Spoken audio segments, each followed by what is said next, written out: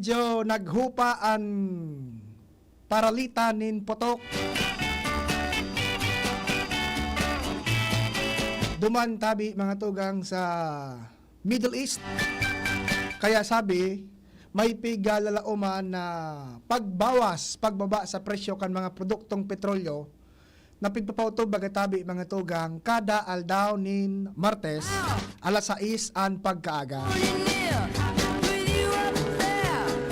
Edi maray lamang tabi mga tugang sasabi ang projection Kuya John pwedeng umabot sagkod sa 2 pesos per litro ang bawas presyo sa gasolina, sa crudo, and sagkod sa kerosene.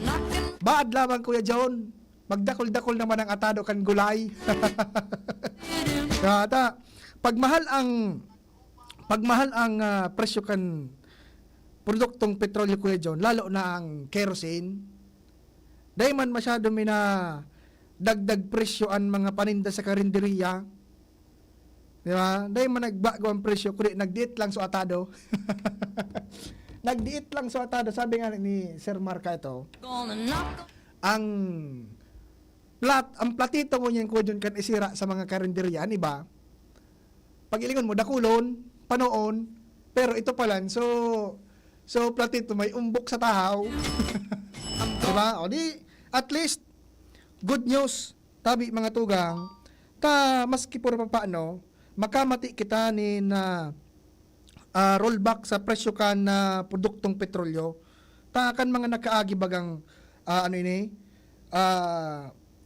kan nakaaging mga simana, ilisupig takutan ko John. Takon maggrabe ang sitwasyon duman sa Iran and Israel, lalo pa kato luminaog sa senaryo so Estados Unidos, diba? Baka ngayon magkariribok, malangkaw na naman ngayaan petroleum products, arog kan uminaging taon na. So, gasolina buda crudo ko John, minaabot na sa presyong 70 pesos per liter sa mga syudad, diba? At least nun yan, dahil masyadong luminang kawon, naglangkaw ki sarong beses kan last week, sinundan, rollback na sa aga. Mailing takon pera, an i-rollback taan sabi, maabot da tabi sa sagkod sa sagkod sa 2 pesos. Tagtaod, ipadagos ng pag-i-restore yang iyan. Pagkatapos kan report ni Karen Ala. Karen, good morning.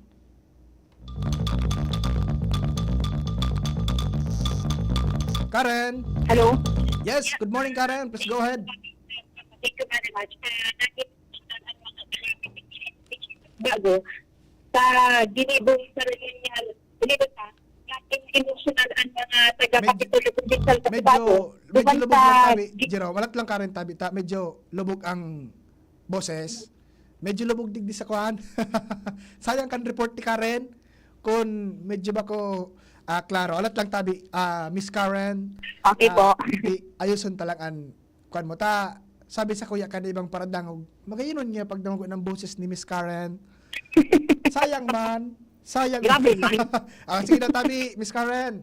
Thank you, Tabi Joshua. Actually, naging emotional ang mga taga-kapitulo provincial sa Bago sa ginibong ceremonial stepping down ni outgoing Governor Glenda Ongbunggao, Vice Governor Ray Bragain, at Senior Provincial Administrator Dr. Cedrica F. Bibingyan sa may Albay Capitol.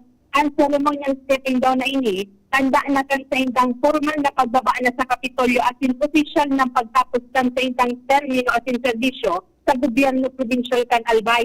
First time ko tabi sa Joshua Mahiling na nag-ibig si Governor Glenda, nagturupuan ini kan mga empleyado, department head, pati sa mga nakasanayan niya sa Office of the Vice Governor na halos naging pamilya kan gobernadora. Gapos ng God, inantabayan ang halikot na seremonyal ini bilang pamamaalam sa gobernadora, sa Vice Governor at yung sa Provincial Administrator kan Albay. Mantang pagkatapos sa ining ceremonial setting down, diretso sakay na sa pick-up si Governor Glenda at yung si Vice Governor Bragain.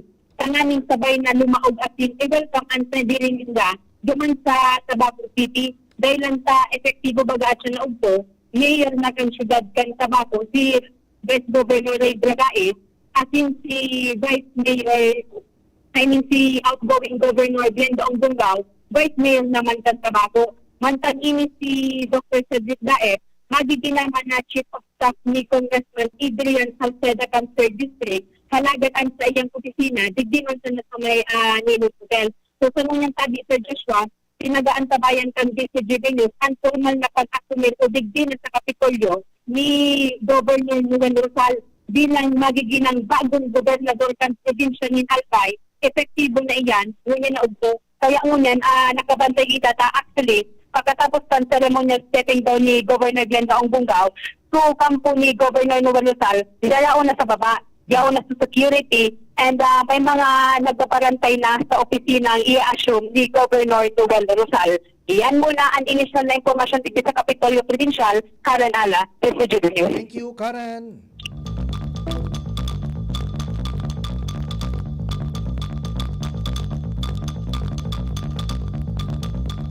O i-congratulate naman mga tugang si Governor Glenda Ongdongao, Kuya John. Dakol ang nagisabi na maski puro paano Jerome, sa lipot na peryodo kan sa iyang pagtukaw bilang gobernador kan Albay, naging magayon man sa pasistema bagatabi Kuya John lalo sa mga pinag-implementar niya man na programa ka ito. So income kan provincial government hali sa quarry operation naglangkaw, apwera sa naglangkaw, dinara niya duman sa ibang programa Kuya John para sa mga senior citizen. Di ba? Bati ini baga si Governor Ongdongao, now Tabaco City Vice Mayor. Sa laog Kuya John in tulong taon, sa laog din sarong termino, tulong posisyon ang kinaputan, nailihir na board member, tapos suminakat bilang Vice Governor hanggang sa nagtapos sa termino niya bilang acting governor kan probinsya kan Albay. Kumpleto Kuya John. Kumpleto.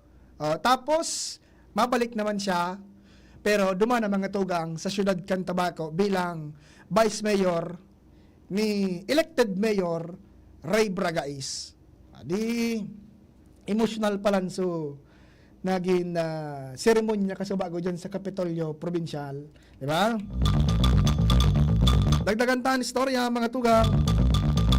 Kaibahan mo niyan si Miss Angel Mustaza. Miss Angel, good morning. Yes, good morning Joshua. Good morning po yung mga paraan tabay sa mga dagdag sa nga pareta. Nagrahay, ana estado kan ekonomiya kan Bicol Region sa primerong quarter kan taon 2025. Ini Ambassador Joshua sa 2025 Regional Economic Situationer na ipinaluwas kan Department of Economy, Planning and Development o DepDev. DepDev Bicol, dati bagay ni Joshua na NEDA. Kung sa ina, nahilingan ninda na pag-improve sa price stability na may inflation na 2.7% na nakalawag iniduman sa target range na dapat nasa 2% sa good 4%.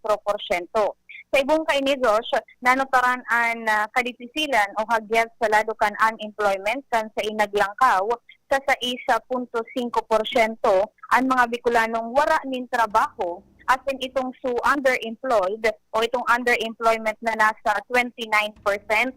Ang nasabing sitwasyon ang nagpapahiling ng job mismatch o itong mga trabaho na nakukuhakan mga Bicolano dapat kumantugma duman sa indang skills o sa indang tinapusan kung kaya kaipuhan na magdoble kayod ang mga magakanigong ahensya kan gobyerno para makapagtaunin may kalidad as in sustainable employment opportunities sa bilog na rehiyon.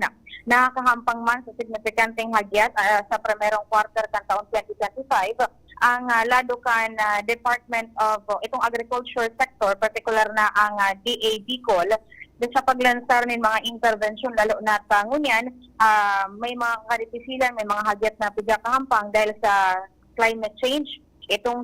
May mga nairihiso, mga pest outbreak sa man iba-ibang parte kan rehiyon, at sinan pagbaba kan mga produksyon kan iba-ibang produktong pang-agrikultura, kaibahan na ang sera, mga urig, manok, bagas, niyog, asin, abaka. Dahilan kay ni Josh, para sa economic situational outlook naman sa second quarter na taong 2025, iingungahon kan DepDev na matutukan at the same time matabangan sa mga magkakanig kong ahensya kan gobyerno na makabilog ng mga strategiya para sa masimbagan ang mga hagyat sa pigakampang sa lalo kan agrikultura, industry and service sector. Ang sarap pala sa problema talaga, Ate Angel, ano? So, job mismatch. Graduado kanin, arog kayo ning course. Pero, pag abot mo sa industriya, tabi, Kuya John, iba man ang trabaho mo. Ano? Iba Para man, lang halimbawa, para lang magkatrabaho baga. Depende, mapagal baga pag nakitenga. iya baga. Kaya maski bakuman bakuman pwede di bakuman tama o akma duman sa kinapusan o duman sa imong skills, napipili naman sila para may income. May programa lamang data at Angel kung ano pwedeng mailing magibong solusyon para at least aligned. Oo. Nag-ururon man baga kay ni Joshua sa DepDev sa ibahan itong mga concerned na mga agencies nga ni makabilog din mga strategiya kung paano masisimbagan lalo na sa bulan-bulan itig papaluwas man bagaan na Philippine Statistics Authority na inflation report. Okay? So, yan Joshua, ang mga relatang informasyon hali sa luwas, si Angel Mostaza, DCHB. Thank you, Miss Angel. Job mismatch talaga, Jerome. Ano? Tama manangad ko, John. Iyan ang nangyari manangad sa realidad. Digdi sa tuya, Kuya John. Dakol kitang mga matitibay na graduates pati, lalo na sa education, Kuya John. Di ba? Dakol ang mga nagko-cum laude sa education courses. Di ba? Pero pag abot na, di pa sila nang makalaog sa teaching profession. Di ba? Kaya yan ang dapat mahiling mananggad. Naramduman ko lang tabi Kuya Jim, ano? Naramduman ko lang so pag istoryahan mi kay ito ni Regional Director kan TESDA, Kuya John, si Madam Mariglo Sese.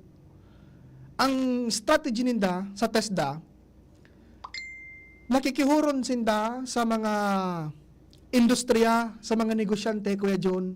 Ano ngayaan mga kaipuhan nindong klase kitrabador? Depende sa simbagkan mga negosyante, Kuya John. Iyo man so ititrain kang TESDA, arog ka ito, may nakahuron na sarong negosyante, Kuya John. Saro nga sa nagbo-boom na negosyo digdi sa Albay. Ining, ano ini? So diving baga, Kuya John? Diving? Anong apod nga ni ka to? Naliwan ko. Scuba diving. Oh. Di, ang sabi ni Mariglo Sese, baysa na nga baka nga makabilog kami ng programa na ma-train kay mga trainers man para sa scuba diving. Araw ka na magayon na strategy binangad, Kuya John? At least, sa mga graduado sa siring kading course, igwa kay sigurado man na nagalat sa indang trabaho, match talaga sa tinapusan ninda. Saro yan sa strategy mananggad para maiwasan ang job mismatch. Si Chief Jimmy Nasalita. Chief Jim, magandang umaga sa iyo. Kumusta na? Yes, Joshua, yung kita ko niyan digdi sa Kawa Hall sa Ligao City. Kailan sa nagpapadagos sa ngunyan, taking ceremonies of the re-elected and newly elected city officials for 2025-2028. 10 na pensyal minakong pwesto kan sanggunian panlungsod nasa pirapisa na. Pito, may tulo pa remaining na mga konsyal na masumpa digdi kay Artis Ligaw Vice Executive Judge Honorable Ami Ana Di Villa Rosero. So ang sistema take oath, pagkatapos ng take oath may pipirmahan, pagkatapos short message tabi Joshua ang sistema. Then kakuha ki attention digdi kaso bago kan nagtaw na ki short message si Honorable Ray Noel Salceda. Na yaon digdi si Governor Noel Rosal, kaparaning Sara Mayor Nando Gonzales, nagpakirikikan so nag-acknowledge ini kan mga kapwa niya ilihido. Then slip of ditang by accepted man ini sa kampo ini ni pamilya ini kan former governor, former congressman Joey Salceda. Ang na-acknowledge niya si former governor Joey Salceda. Ganyan, hiringan so mga tao, siya mismo si city councilor baguan ini newly elected councilor Ray Noel Salceda, big kanya kumbaga sa tape recorder, big rewind na agad siya kidispensa nabanggit niya Governor Joey Salceda. Pero dahil pangalan niya natatapos sa Joey Salceda, nariparo man tulos niya and pinagkurihirin niya so sayang sa diri to Governor Noel Rosal. So accepted man inita slip of aditang simple natural kan during the kampanya at bukang bibig niyan natural si former Governor Joey Salceda. So yun na ito, nagpasalamat man siya sa mga nagboto dahil nagboto and ang sayang asigurasyon na mga serbisya sa kagabsan digdi sa syudad kan Ligaw, sabi Joshua. So ngunyan, natutada na sa nadigdi mga duwa na sa nangkonsyal, then masunod na sa Vice Mayor and then si Mayor Fernando Gonzales. So pagkatapos ko yan, yun na, tapos na. Tama. Tribugan ang fight. Alas 12 baga sinda talaga ma-assume kan opisina, kan termino. Ano na? Alas 12 baga talaga sinda ma-assume formalmente. Dapat matapos yun 11:30 pa man siya na. Tama lang. Oo. Tapos, dahil kasabot ko na ang kasunod na kayo, inaugural session, transition in the degree Lunes, para man dapat. So, yun naman sabi, Joshua, sa tuyang pagtugay-gay, digdi sa, kung ba ka makahabol, may live na to, mensahe, kan si alkalde or kan mayor, depende sa oras o kung baka i-record na lang niya to. Roger. So, yan Joshua, sa tuyang dagdag na informasyon, halidigdi sa syudad kan Ligaw, Jimmy Nasalita, DCG Binyod. Salamat, Tabi, Chief Jim.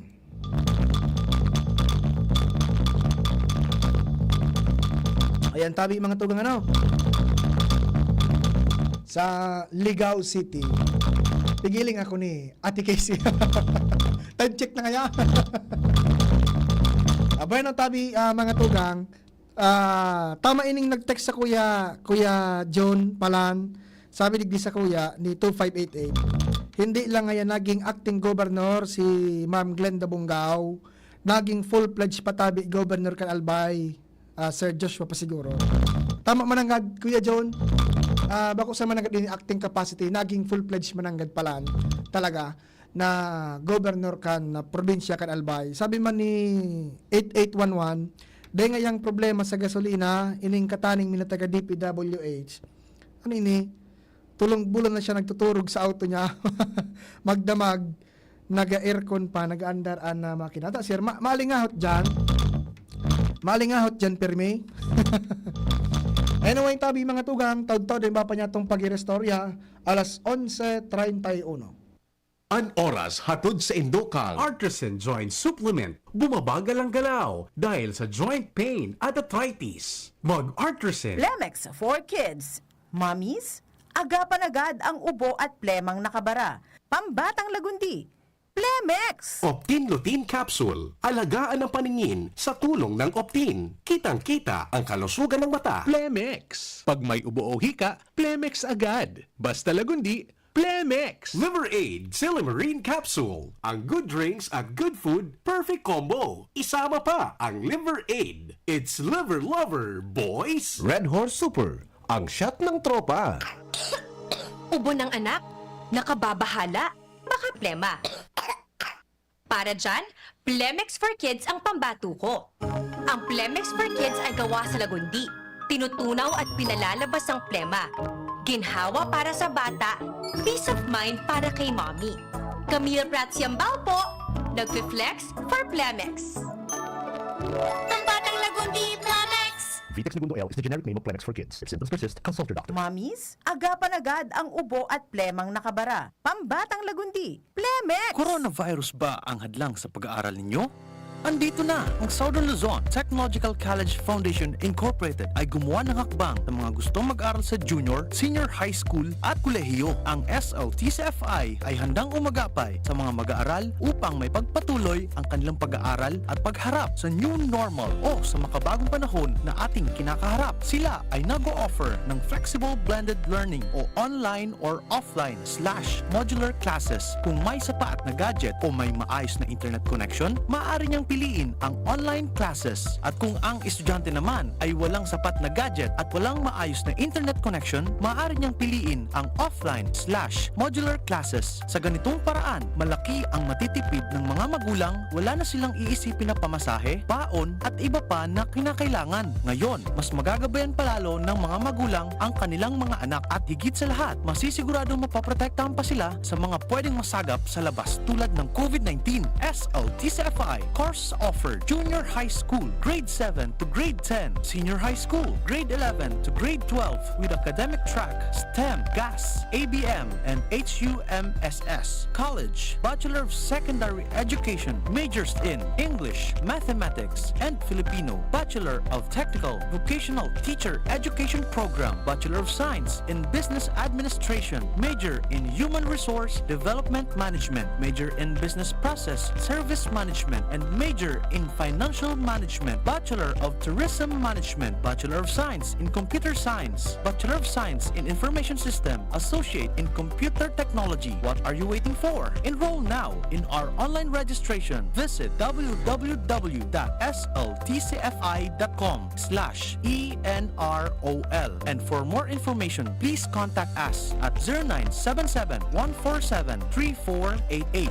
Basta SL, wow! Bakunang angat, serbisyong dapat. Sa presyong abot kaya at matapat. Lahat ng yan, nasa Rabvax. Nakagat o nakalmot ka ba? Huwag mag-alala. Rabvax Animal Bite Center ang inyong kaagapay para sa pinagkakatiwalaan, mura, ligtas at siguradong proteksyon laban sa rabies. Bukas po kami 8 a.m. to 5 p.m. mula Lunes hanggang Sabado. 8 a.m. to 12 noon naman every Sunday. And on holiday, pwedeng-pwede pati walk-in. Ang aming mga branches, Rabvax Legazpi, RNR Suite, Sagmin, Legazpi City, near Aleco. Rabvax Ligao, in Barangay Tuburan, Ligao City. Rabvax Tabaco, beside Siga Hospital. Rabvax Iriga, in front of Yusan Iriga. Rabvax Irusin Sorsogon, malapit sa Irusin District Hospital. And now open, Rabvax Masbate, along Municipal Road, Barangay Kalipay, Masbate City. Rabvax Pilar, Rabvax Castilla, Rabvax Piuduran, and Rabvax Cubao Metro Manila. Like us on Facebook, maging bakunado at protektado. Piliin ang alagang Rabvax. Mga tugang, abangan ta ang pinakabagong programa digdig sa DCGV Radio. Ang programang mahatod ng mga impormasyon, mga istoryang kapupurutan nin inspirasyon na naidulot kan pagtatrabangan nganing maiangat ang pagkabuhay kan mga Bicolanong paraomang benepisyaryo. Mag-iribahan kita, alas 10:30 hasta alas 11 ng pagkaaga. Magantabay, asin maghinanyog sa kape, asin baretang agraryo. Guys! Bakit ang sarap mag-shot ng Red Horse Super? Kasi bawat shot, kasama ang tropa. Red Horse Super, ang shot ng tropa. Pinalakas na tropa, pinasuper na Red Horse. Drink responsibly. Mga tropa, i-like at i-follow ang Red Horse Super sa Facebook. Shot na! Drink responsibly. Aramon Yato sa DCGV. Kaiba si Margila. I'm gonna knock on your door, ring on your bell, tap on your window too. If you don't come out tonight when the Bueno mga tugang, balik kita sa programa. Ikadawang kabtang natabi kan programang Aramon, ngunya na aldaw nin Lunes.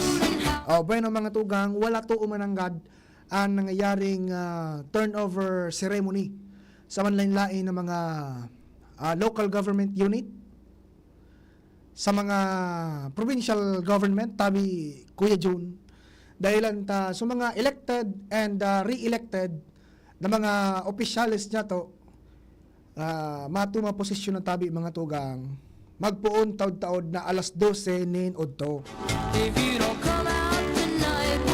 Diba? Kaya nagkakaigwanin na turnover ceremony tabi Kuya John para igawgaw sa masunod na administrasyon ang mga dokumentos, mga papeles, and ipresentar ang kumbaga generalmenteng sitwasyon kan lokal na gobyerno para at least so mapalit, so bagong matukaw na opisyal, mapag-adalan tabi ko yun ang mga papel, mahiling ang sitwasyon kan lokal na gobyerno, tanganin ng makatabang man sa iya sa pagkapot niya kan lokal na gobyerno kaya kan provincial government.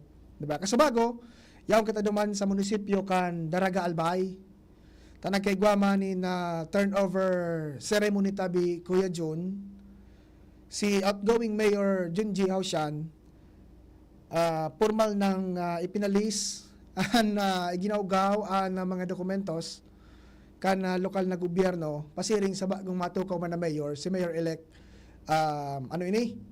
Victor Perete, and na-witness iyan kan mga department heads. So expected after kan turnover tabi Kuya June and formal sindang magturukaw sa posisyon tagtaod magpuon alas 12 an udto, expected na sunod-sunod ang mga meetings kayan mga tugang. Kaibahan, siyempre titeleponon ang mga department heads. Diba? And siyempre kanya-kanya, saro-saro mapresentar kung kumustaan kamugtakan kan sa indang mga departments, ano ang mga ongoing na mga proyekto Kuya June, mga priorities, diba? Para at least ang serbisyo para sa mga tao daing putol Kuya John.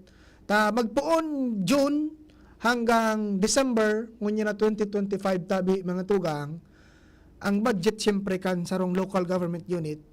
So pinag-alokar tabi kan sa mga kan sa mga outgoing na mga set of officials, di ba? So budget para ngunya 2025 hinguwa yan na maipasar kan nakaagip na Kuya John na taon, kan pinunan na maipasar kan nakaagip pang taon na 2024, di ba? Pag ma-set naman ki budget para sa 2026, so dyan may kabutan na dyan tabi Kuya John, so presenting mayor, so mga so matukaw na vice mayor and members kan Sangguniang Bayan, at least sinda-sinda na suma malatag kan mga programa, mataunin mga budget sa kada programa gusto nindang i-implementar. Di ba? Yan ang pattern, turnover, tapos meeting kan mga department heads, sunod kan tabi Kuya John, so ELA na bigapod, executive, legislative agenda. Di ba? Mag-meet so mayor, vice mayor, and members kan Sangguniang Bayan in sarong setting para mapagurunan sa mga proyekto na gusto nindang implementar sa laog kan sa indang mga termino. Tabi Kuya John. Maswerte ang mga local government unit na marahay ang relasyon kan mayor, vice mayor, buda mga members kan Sanggunian. Sabi nga ni Bagadi, maski anong mangyari kung sisema na mailir, dapat nga ni Kuya John, gabus na dapat sa sarong direksyon. Pasiring sa, saro ng direksyon, na yun ang ulang kung ano pa man. Sabi nga, dyan sa Daraga Albay, sabi nga ni, lingawa na muna, gilid na ang politika, dapat ngunyan, panahon na kan pagtatarabangan kan mga elected officials. Diba? So, yan, tabi mga tugang, ang sitwasyon ngunyan na aldaw na June 30, iniman talaga ang aldaw para tumaposisyon sa mga elected and re-elected kunyan officials. Diyan sa Daraga, mga tugang, puro ako Daraga ang istorya ko kuya John. Iyo ang area ko. Iyo ang nasusubaybayan ko. Sa Daraga Albay, magayon ang komposisyon kana sangguni ang bayan, tabi kuya John. Ta igwanin 4 na abogado ng mga konsyal. Si Attorney Ian Makasinag, si Attorney Pilo Dilumen, si Attorney Carlos Bailon, and si Attorney Joey Marciliana. Baka pag nag-session, maka-witness naman kita kuya dyan kay mga talagang magayon ng mga diskusyon. Di ba? Pero duman sa 4, may sarong engineer, si Engineer Bob Magalona. Tapos, duwang, kumbaga batika naman na servidor, parehas 3-termer. Diba? Si Councilor Jun Nunez, buda si Councilor Julius Duran. Parehas ini nasa ikatulong termino na po ninda bilang konsyal mga tugang dyan sa Daraga. And ang sarong kapitan na nagdalagan bilang konsyal and na-elect tabi mga tugang pinili kan mayorya kan mga taga-Daraga, si Kapitan Warren Sorsogon. Kapitan ini kan barangay Dinoronan. Yan ang 8 na mga konsyal tabi nindo. Mga ipangod kong taga-Daraga. Tapos, ang Vice Mayor, babae, Kuya John, si Vice Mayor Flor Jazel Ruiz. Pero ang palayaw niya, Love Ruiz. And ang Mayor, dati naman na naging Mayor-elect Victor Perete. Digdi sa Legazpi, mga tugang, si Mayor Hisham Ismail mapadalagan man kan lokal na gobyerno kan Legazpi City. Pero siyempre, ang sarong local government unit ko dyan, dahil man kayang padalaganon, kasaro sa ng tao. Siyempre, paturuang to ngayon with the members of the Sangguniang Bayan. Diba? Si Mayor Hisham, Vice Mayor Luis Gutierrez, and 10 na mga miyembros, mga tugang, kan ni Sanggunian, 10 konsyal tabi iyan mga tugang. Di sa Legazpi ang promesa man baga kato magpuon pa kan kampanya ni Mayor Ismail mga napunan na programa, proyekto ipagpapadagos tabi iyan Kuya John. Mailing taman ang ang sabi ba ito sa kampanya ining old airport digdi sa Barangay Cruzada gigibuhon na garing nakapattern arog kan nangyari duman sa Iloilo na so luma na airport ginibong gari business district tabi Kuya John, business hub. Mahiling ta dyan, yan ang abangan ta mga tugang. Siyempre may maturugdok dyan ang mga bagong structures sa lumang airport tabi Kuya John, di ba? May bagong gari suro sentro. Sentro kan komersyo pag ninegosyo diyan sa old airport. Mahiwas iyan Kuya John. Sayang mananggad kung i-develop man talaga iyan, makakuanin magayon, maray na developer ang Legazpi City na maging kapartner ninda and ma-develop iyan na daga na yan dyan sa old airport. Gari magayon mananggad pag iling-ilingon Kuya John. At least dagdag na attraction digi sa Legazpi City. Siyempre, pag may mga bago, Kuya John, may ma-open man na trabaho na mataong empleyo sa mga taga Legazpi, sa mga taga digdi sa probinsya kan Albay. And ano pa to? Tubig. Napo na naman ang pagpapagayon sa supply mga tugang ka na tubig, may mga pondo na naibaba sa LCWD.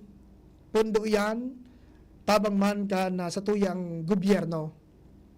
Di ba? At least mahiling naman na magiging sunod na mga pasistema, mga tugang, digdi sa Legazpi City. Tapos, ang sarap pa sa mga abangan, ining soon to rise, Kuya John, na 15,000 units nin harong digdi mga tugang sa Barangay Taysan, kataning sanayan kan Camellia Homes. So, 4PH program ata yan kan gobyerno. Diba? Yugon mo. 15,000 units. Actually, digi sa Ligas, piminangad ko yun. Kung mareparutan, mga developments, so medyo rarayo naman ang digi sa sentro, ano? Tapos yung digi sa sentro, medyo puno na. Kuda, namamati ta na ang tubig, pag mauran, pag may rainy season, namamati ta na ang tubig, bigbabaha kita, digdi mga tugang. Kaya, ang iba man ang ganda mga developments, mailing ta, pasisiring na digdi sa may, ano.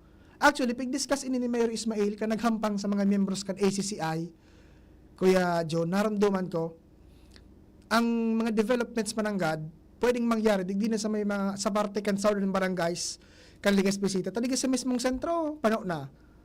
Di ba?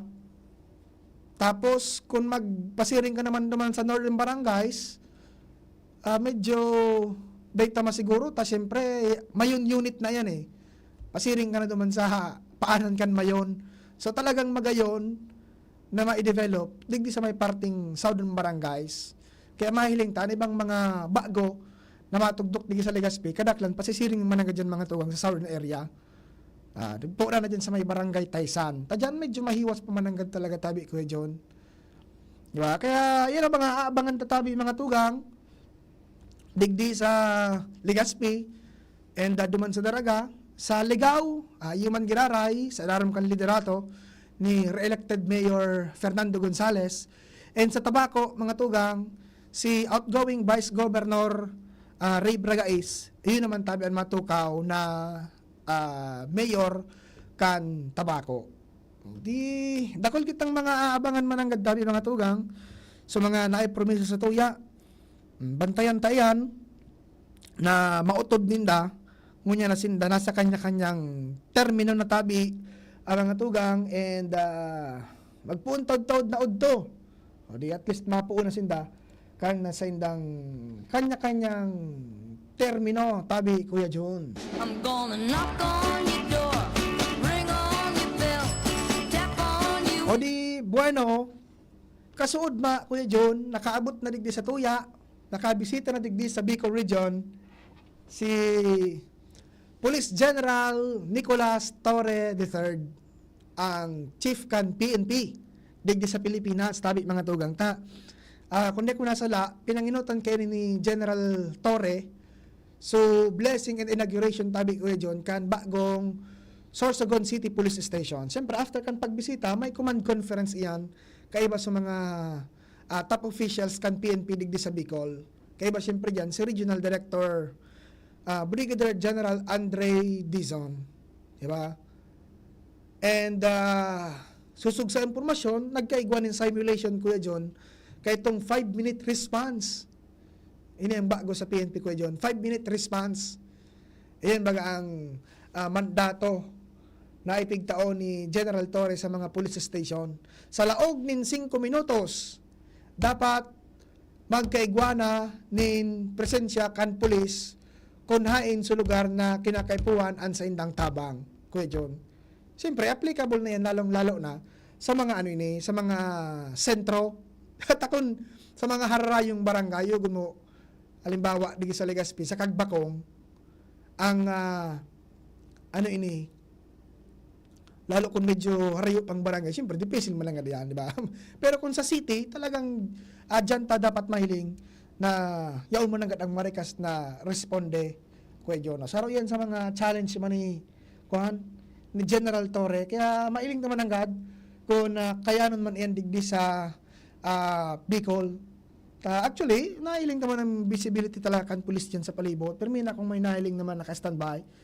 So, sa mga mabot na aldaw, yan ang ilingon taman, bantayan taman mga tugang, 5-minute response. Sa laog ng 5 minutos, dapat may pulis na. Minabalik si Karen. Karen, ano na ang mangyayari dyan sa gobyerno probinsyal? Please Yes. go ahead. Thank you tabi Sir Joshua. Ginaray na tigtatawo mo niyan kan mga empleyado kan Kapitolyo. Ining frentera kan Albay Capitol. Dahil sa pinuto na sa napigalat, formal nang ma-assimilate ang mga elihitong opisyal kan gobyerno provincial kan Albay. At sinangunyan, talagang purumpula na, nagtitipon na ang mga empleyado halit sa manlain-lain na opisina kan Kapitolyo. Dahil sa tigalat mo niyan ang formal na paglaog dikti ni Governor Noel Rosal, pati na si Vice Governor Diday ko. Sa ngunyan tabi si Joshua, may pinagkukumpirma kitang informasyon dahil sa initial na informasyon na nakuha niya to, bako man si Governor Noel Rosal, unformal na malaog dikti. Ang sabi, representante, ang sayang sinabing magiging provincial administrator, do unconfirmed pa yan, si Board Member Rolly Rosal, outgoing 2nd District Board Member Rolly Rosal. Halagad, tigalatangon yan, kung si Vice Governor Diday ko, iyo man ang personalmente malaw dikti. Ang unyan, nailik ko niya si Sir Tony Reyes, na Executive Secretary ni Governor Noel Rosal. Tigahanap ko, ikukumpirmar ko patabi sa Joshua, kung talagang si Governor Noel Rosal, ang talagang malaw dikti personalmente para midbidon ang mga empleyado kan Kapitolyo. Dahil effective din niya na 12 noon, ma-asumir na sinda sa opisina bilang gobernador ng probinsya Albay at si Vice Governor Diday ko bilang Vice Governor ng probinsya ni Albay. Baka nasa biyahe pa si Governor Rosal. Sa report bagay ni Kuya Jimmy, nasa ligaw da ka sa bago? John, that. Human po, tara mo sa Koy kaya ang sabi, representative niya muna ang masabat dikti on behalf sa iya. Mabalik kita. Mga tod-tod na alas ko sa Ate Angel, Karen Ala, City Benjo. Thank you, Karen. Sa report, live dyan sa Provincial Government Tabi Kuya John sa Albay Capitol.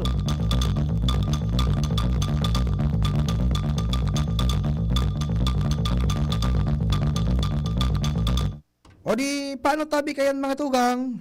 Ano na? Alas 12 na? Oy, so, baka dahil nakita masyadong mamati na traffic mga tugang dyan sa Barangay Padang. Takasubago, inagihan ko kutabi Kuya John.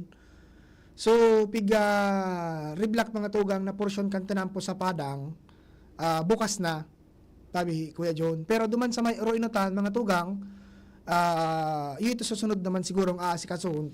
So, nainot na bagay na itong, nainot ng ginudak, pig drill, so, tinampo. Baka yun ito ang sunod na porsyon na asikasuhon. Pero so, nainot, duman sa may tangod kan intersection, kan Padang, open na. Tapos, digdi man mga tugang sa may parting barangay Bunot, marabas-rabas kuya dyan kan paka drill, kan lumang tinampo, pirang aldaw, binuhusan tulos, kaya ngunyan, nailing ko, simentado na, although, siyempre, may barikada pa mga tugang, suba kong tinampo, may kwan yan, may, curing period, na piga-apod, patagas pa man tabi mga tugang. Pero sa ibang porsyon, kan stretch na yan, from Bunot to Padang, yung mga i-implement na po dyan mga tugang na mga road reblocking. Bako umanda tabi, haralabaon, bako man yan bilog na porsyon, akon lang, portion by portion lang, sa stretch na yan kan Padang to ay Bunot to Padang. So, at pig-check so quality kan tinampo naga-deteriorate na sa eraro. Kaya pigpakaray da tabi mga tugang. Kaya expected na sa mga maabot na simana may mga reblocking po dyan mga tugang sa stretch na yan kan Bunot to Padang. And yun na po yan, parte kan pagpakaray, siguro kan kalidad kan mga tinampo. Minabalik tabi Kuya John, si Karen. Mga tugang si Karen, minabalik. Karen, please go ahead. Yes, Sir Joshua, kakalaog lang tabi na Bareta. 1:30 p.m. tabi, Sir Joshua. Iyon na lang ang oras na aalaton digdikan mga taga-Kapitolyo si Governor Noel Rosal. As in, iyo man tabi ang oras na malaog digdi si Governor Noel Rosal. Dahil iyon na nga nito, so napag-araman pag-informasyon, kumpirmado man, nasa ligaw pa ngunyan si Governor Noel Rizal. Kaya nani personal maintain siya ng gaan maglawtik sa pasun sa mga taga-Kapitolyo at sin mag-akumil tuman sa Office of the Governor. 1:30 p.m. sabi si Joshua, matiki si Governor Noel Rizal. Alagad si Vice Governor Titay ko, sa ipakitang kumpirmasyon kung ano oras siya maabotik alagad nakahanda man pag-welcome sa iyakan mga taga-Kapitolyo bilang magiging bagong Vice Governor man kan probinsya ni Albay. And actually, digdi sa may pagpapataas na Kapitolyo, ikaw na digdi alaba na tarpaulin, purple na tarpaulin, kung saan ang nakalagdigi sa Albay Provincial Employees Organization warmly welcomes and congratulates the leadership of the new administration headed by Governor Noel Tepriega Rizal and Vice Governor Farida Salcedo and members of the Sangguniang Panlalawigan ng Albay. So halit sabi iyan sa Joshua sa Apeo at yung sa maniamento kan Gobyerno Provincial kan Albay. Ayan muna, additional na informasyon halit dito sa Kapitolyo, padagos kitang nakaantabay tiki, maghapon na iyan, saran ala, PCTV. Thank you, Karen, sa pagtutukan sitwasyon dyan sa Kapitolyo Provincial. Bueno, mga tugang, masunod na ang Bareta alas 12. Kaibahan si Sir Bert Nunez and si Ma'am Gina Ritterly. Alright, salamat kan sa indong pag-antabay. Ako po si Joshua Bino, Marinaud to. Piolo Pascual po. Sa ubo at hika, may Plemex 40